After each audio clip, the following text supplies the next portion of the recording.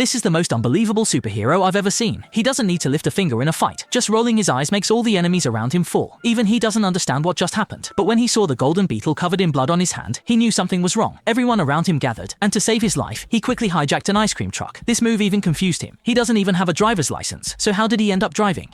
Before he could figure it out, the enemies had already caught up, and one even jumped onto the truck. Although he barely managed with ice cream, what about the enemies nearby? At the critical moment, his passive skill activated again. After rolling his eyes a few times, not only did the enemies disappear, but he also had a gun in his hand.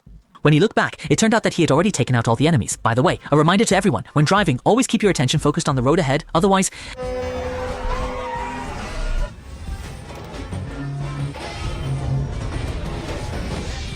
Although he reacted quickly and narrowly escaped, the enemies soon caught up again. This time, 2 cars blocked him in the middle, and enemies on both sides simultaneously drew their guns and aimed at him. At this critical moment, his passive skill was triggered again. When he came to, he found himself driving in reverse.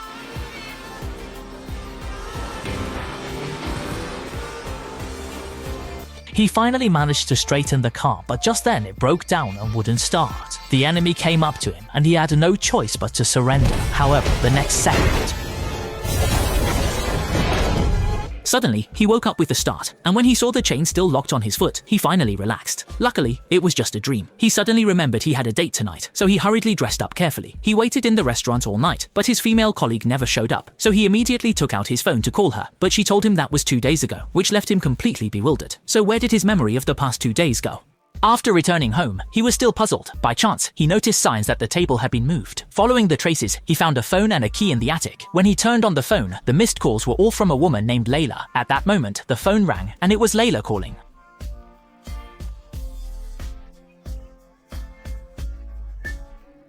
His name is clearly Stephen, so why is the other person calling him Mark? At this moment, he suddenly hears someone calling his name. He looks around but doesn't see anyone. Then the lights in the room start flickering continuously, and finally, he discovers that it's his reflection in the mirror talking to him.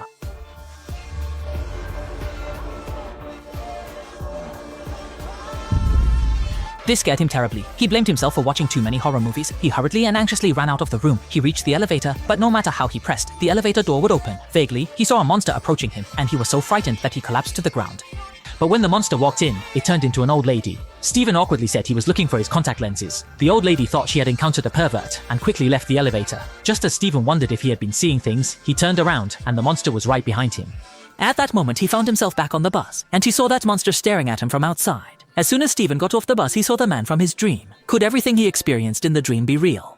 It was said that it was not a dream at all. Without time to think more, he walked into the museum. He asked his colleague to stop the suspicious person coming in behind, but the colleague was too busy slacking off to pay him any attention. Stephen had no choice but to quietly go in, the man from the dream.